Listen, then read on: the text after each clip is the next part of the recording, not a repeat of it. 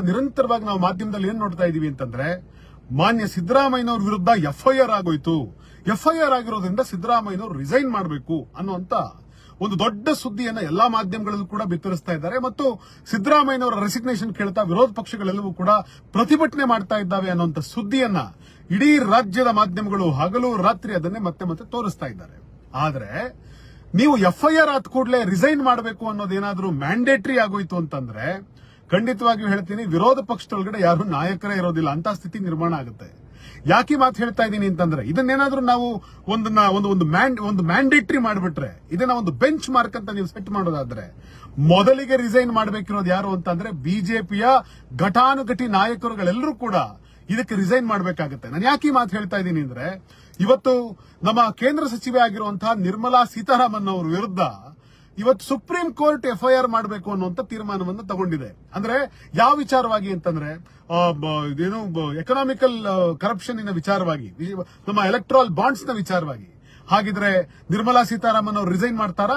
ಅವ್ರ ವಿರುದ್ಧ ಎಫ್ಐಆರ್ ಆಯ್ತು ಅಂದ್ಮೇಲೆ ಈ ದೇಶದ ಫಿನಾನ್ಸ್ ಮಿನಿಸ್ಟರ್ ಸ್ಥಾನದಲ್ಲಿ ಕೂತಿರುವಂತ ನಿರ್ಮಲಾ ಸೀತಾರಾಮನ್ ಅವರು ಕೂಡ ರಾಜೀನಾಮೆ ಕೊಡಬೇಕು ಅಂತ ಹೇಳಿ ಸಿದ್ದರಾಮಯ್ಯನವರ ವಿರುದ್ಧ ಎಫ್ಐಆರ್ ಆದ್ರೆ ಸಿದ್ದರಾಮಯ್ಯನವರು ರಾಜೀನಾಮೆ ಕೊಡಬೇಕಾದ್ರೆ ನಿರ್ಮಲಾ ಸೀತಾರಾಮನ್ ಅವರ ವಿರುದ್ಧ ಎಫ್ಐಆರ್ ಆದಾಗ ನಿರ್ಮಲಾ ಸೀತಾರಾಮನ್ ರವರು ಕೂಡ ರಾಜೀನಾಮೆ ಕೊಡಬೇಕು ಅಂತ ಹೇಳಿ ಬಿಜೆಪಿ ಪಕ್ಷದವ್ರು ಕೇಳಬೇಕಲ್ವಾ? ಬಹಳ ಮುಖ್ಯವಾಗಿ ಇದೊಂದೇ ಅಲ್ಲ, ಇದೊಂದು ದೊಡ್ಡ ಸರಣಿ ಸೃಷ್ಟಿಯಾಗುತ್ತೆ. ಯಾಕೆ ಮಾತು ಹೇಳ್ತೀನಿ ಅಂದ್ರೆ ನಿರ್ಮಲಾ ಸೀತಾರಾಮನ್ ಅವರಿದ್ದಾರೆ, ಎಚ್ ಡಿ ಕುಮಾರಸ್ವಾಮಿ ಅವರ ಮೇಲೆ ಕೇವಲ ಎಫ್ಐಆರ್ ಅಲ್ಲ, ಚಾರ್ಜ್ ಶೀಟ್ ಕೂಡ ಸಲ್ಲಿಕೆಯಾಗಿದೆ.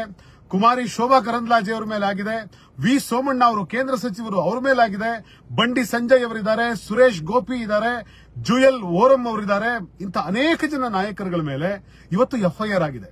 ಹಾಗೊಂದು ವೇಳೆ ಏನಾದ್ರೂ ನರೇಂದ್ರ ಮೋದಿ ಅವರು ಇವತ್ತು ಬೇರೆ ಬೇರೆ ರಾಜ್ಯಗಳಲ್ಲಿ ಮಾತನಾಡಬೇಕಾದ್ರೆ ಸಿದ್ದರಾಮಯ್ಯನವರು ಮೂಡ ಹಗರಣದ ಬಗ್ಗೆ ಮಾತನಾಡೋದಕ್ಕೆ ಶುರು ಮಾಡಿದ್ದಾರೆ.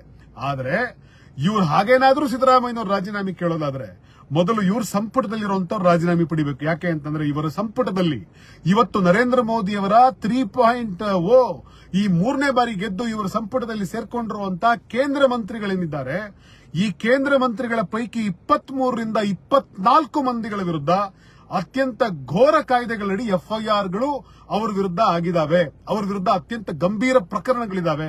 24 ಜನ ರಿಸೈನ್ ಮಾಡಿಸಬೇಕಾಗುತ್ತೆ.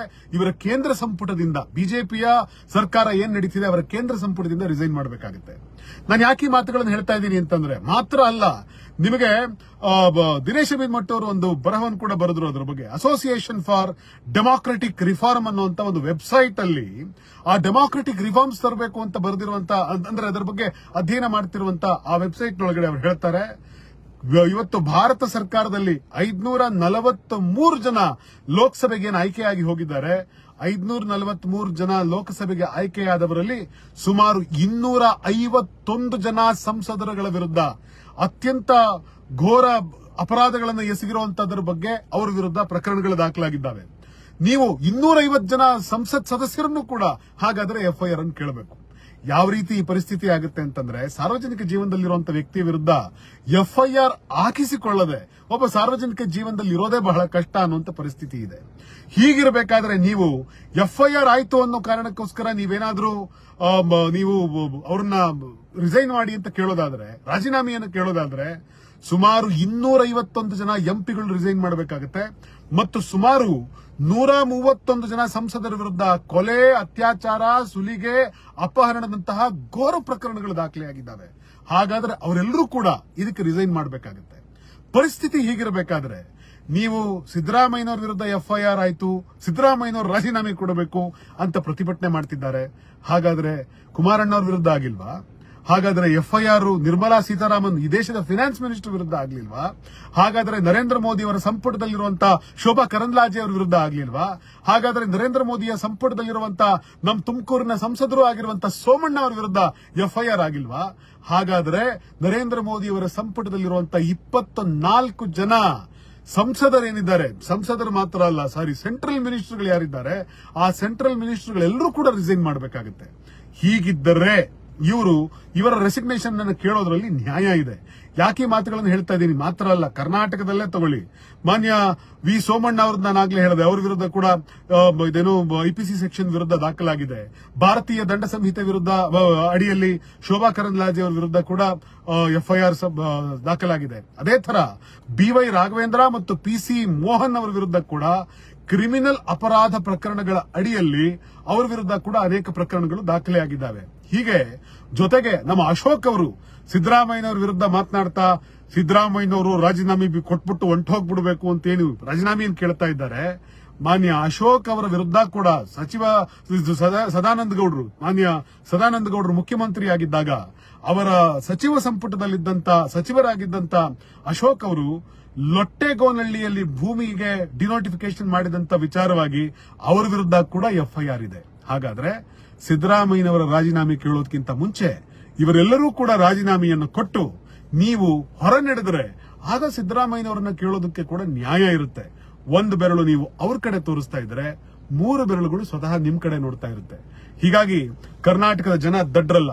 ಯಾವುದೇ ಒಂದು ರಾಜ್ಯ ಅಥವಾ ಒಂದು ದೇಶ ಅಲ್ಲಿ ಸಂವಿಧಾನ ಉಳಿಬೇಕಾದ್ರೆ, ಪ್ರಜಾಪ್ರಭುತ್ವ ಉಳಿಬೇಕಾದ್ರೆ ಪ್ರಜೆಗಳು ಪ್ರಶ್ನೆಯನ್ನು ಕೇಳಬೇಕು. Don't stop asking the questions. ಇವ್ರು ಯಾರು ಪ್ರಶ್ನಾತೀತರಲ್ಲ. ಸಿದ್ದರಾಮಯ್ಯನವರನ್ನು ಪ್ರಶ್ನೆ ಮಾಡಿ. ಅದೇ ರೀತಿಯಲ್ಲಿ ನಮ್ಮ ಮಾಧ್ಯಮಗಳನ್ನು ನಾನು ವಿನಂತಿಸಿಕೊಳ್ತೇನೆ, ಯಾವ ರೀತಿ ಸಿದ್ದರಾಮಯ್ಯನವರ ವಿರುದ್ಧ ಇಷ್ಟೆಲ್ಲ ಪ್ರಕರಣಗಳಿದೆ, ಒಂದೇ ಒಂದು FIR ಇದೆ ಅನ್ನೋ ಕಾರಣಕ್ಕೋಸ್ಕರ ರಾಜೀನಾಮೆ ಕೇಳ್ತಿದ್ದೀರೋ, ಇವರ ವಿರುದ್ಧ ಕೂಡ ಇಂಥ ಅನೇಕ ಪ್ರಕರಣಗಳಿದಾವೆ, ಅನೇಕ FIRಗಳಿದಾವೆ.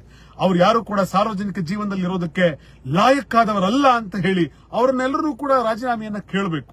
ಮತ್ತು ಪ್ರಜೆಗಳು ಕೂಡ ಪ್ರಶ್ನಿಸಬೇಕು, ನಿಮ್ ವಿರುದ್ಧವೇ ಇಷ್ಟೆಲ್ಲ FIR ಇದೆ, ನೀವು ಸಿದ್ದರಾಮಯ್ಯನವರನ್ನು ರಾಜೀನಾಮೆ ಕೇಳ್ತಾ ಇದ್ದೀರಲ್ರಿ, ಯಾವ ನೈತಿಕತೆ ಇದೆ ಅನ್ನೋದನ್ನ ಜನ ಪ್ರಶ್ನೆಯನ್ನ ಕೇಳಿದ್ರೆ ಮಾತ್ರ ಭಾರತ ದೇಶದ ಡೆಮಾಕ್ರಸಿ ಉಳಿಯೋದಕ್ಕೆ ಸಾಧ್ಯ, ಭಾರತ ದೇಶದ ಪ್ರಜಾಪ್ರಭುತ್ವ ವ್ಯವಸ್ಥೆ ಜೀವಂತವಾಗಿರೋದಕ್ಕೆ ಸಾಧ್ಯ.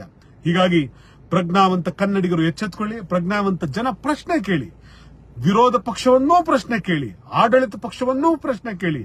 ಜನರಿಂದ ಆಯ್ಕೆಯಾದವರು ಯಾರು ಕೂಡ ಪ್ರಶ್ನೆಗೆ ಅತೀತರಲ್ಲ. ಹೀಗಾಗಿ ಅವ್ರನ್ನೆಲ್ಲರನ್ನು ಪ್ರಶ್ನಿಸೋದ್ರ ಮೂಲಕ ಪ್ರಜಾಪ್ರಭುತ್ವವನ್ನು ಉಳಿಸುವಂತ ಕೆಲಸ ಮಾಡಿ. ನಮಸ್ಕಾರ.